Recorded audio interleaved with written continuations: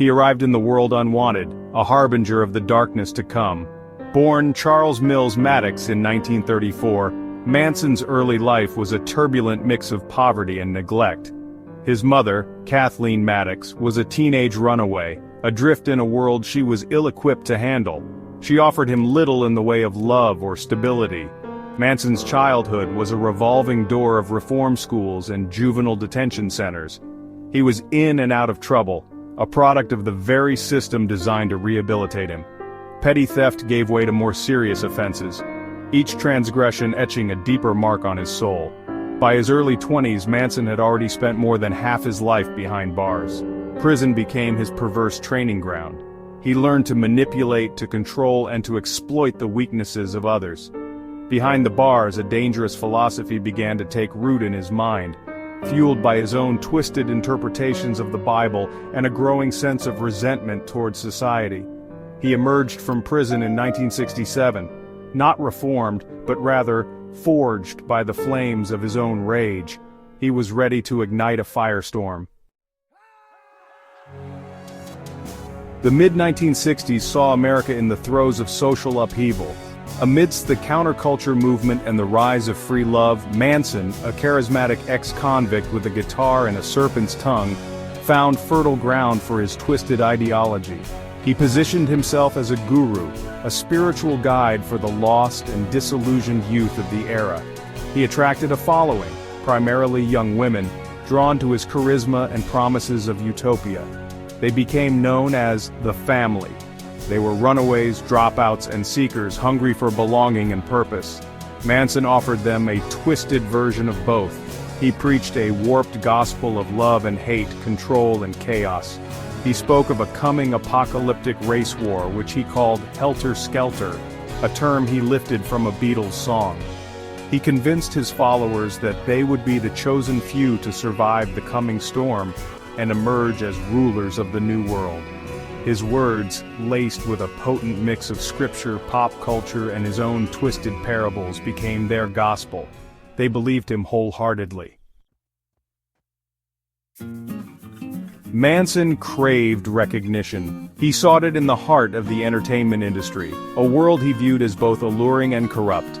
He ingratiated himself into the fringes of Hollywood society, befriending musicians, actors, and stuntmen. He believed his musical talents would be his ticket to fame, a delusion fueled by the few who indulged his fantasies. Among his acquaintances was Dennis Wilson, the drummer for the Beach Boys. Wilson, initially charmed by Manson and his followers, allowed them to stay at his mansion. It was a time of drug-fueled parties and a revolving door of Hollywood fringe dwellers. But Manson's charm was a facade, a thin veneer masking a volatile temper and a growing sense of paranoia. He saw enemies everywhere, even among those who had offered him a hand.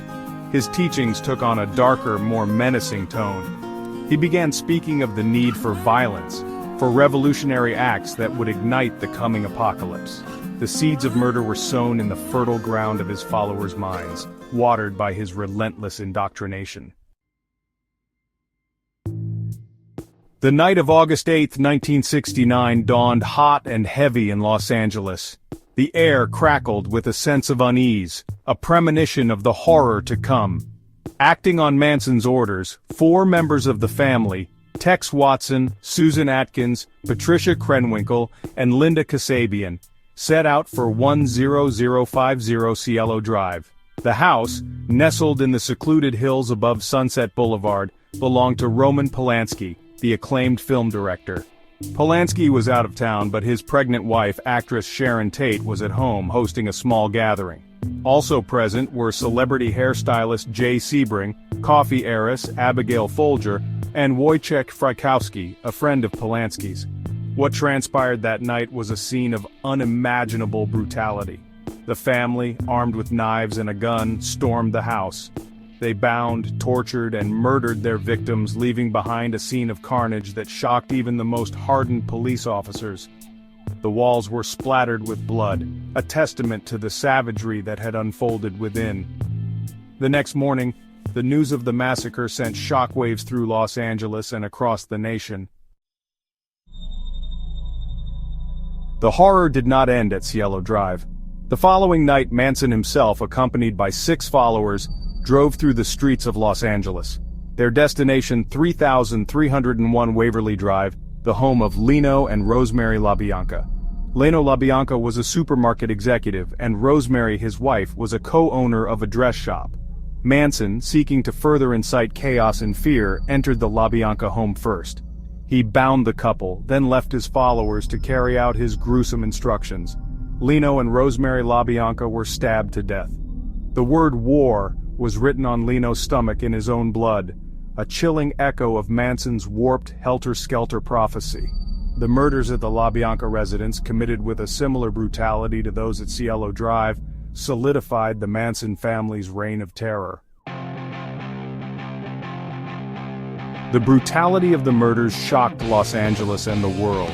The police launched a massive investigation, determined to bring the perpetrators to justice.